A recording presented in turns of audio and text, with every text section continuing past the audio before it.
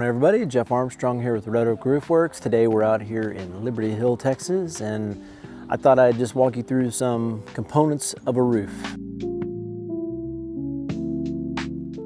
Your gutters are always going to hang on an eave of the roof. So an eave is an area of the roof that slopes toward you, that is flat. Eaves and rakes are kind of related to one another. So here we got a rake. Rakes look more like a triangle. You can't hang a gutter on that, but that is considered to be the rake of a roof. So here, a soffit is the underlying area under the eave.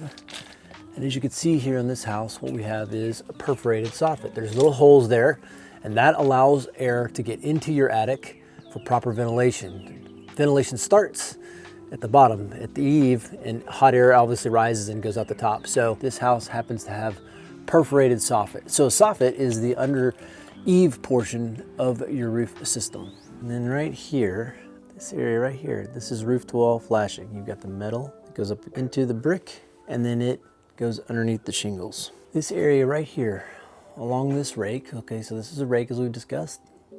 This right here facing you is the fascia. Fascia faces you. So underneath this little bit of eave right here, see, here's the wall flashing. Looks like it's mostly installed correctly. Also has a little bit of kick out piece right here. So this right here directs water away from this wall. This is kick out flashing. As you can see, this roof was put on without any drip edge. And on older roofs, that's common. It wasn't code until a few years ago. But for sure, when this roof gets replaced, we need to have a metal piece that kind of L-shaped that would cover this piece of trim. It keeps water from damaging the wood. So it's a metal piece. It's called drip edge that would cover this little piece of 1x2 trim. This right here is considered a valley. So here you've got two roof slopes meeting away from you. Water, just like in a mountain, between two mountains, if you think about it, two mountains, there's your valley. Water flows to the valley. Valley should have valley metal or some other kind of valley protectant.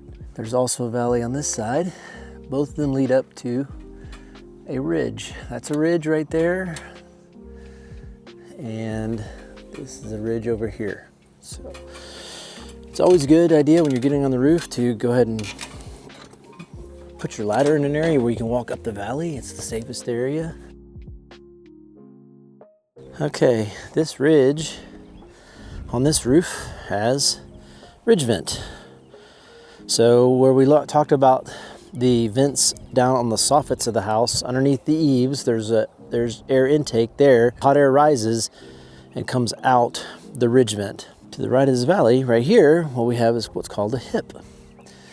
Hip is where two slopes meet, but they point away, right? So if you think about it, a hip in many ways is the opposite of a valley. So water would go down off the hip. The hip also has special shingles on it. These are called hip and ridge shingles. They're designed for laying on the side like this. So these shingles here across most of the roof, these are called field shingles. These are called hip and ridge shingles. Now, right here we have some type of an exhaust vent, maybe an intake for the chimney. This is something commonly we see where there are issues, where perhaps hail has damaged it. Something to think about, something you can't normally see, but if you were to get this cracked, water can get down into your house, so you want to be sure of that. So right here we have a chimney cricket. If the span here is greater than 30 inches, that a chimney cricket is required. It's a good idea regardless. Anytime you have a flat surface where water will wash into it, it's nice just to redirect that water around that flat surface. So cricket is something that's good to have on your roof. On older homes, often you will find that there is no cricket. So it's something we usually have to install. Around the chimney, there also is metal flashing that goes along this side, and it stays underneath the shingles on the side so that water flows away from the decking.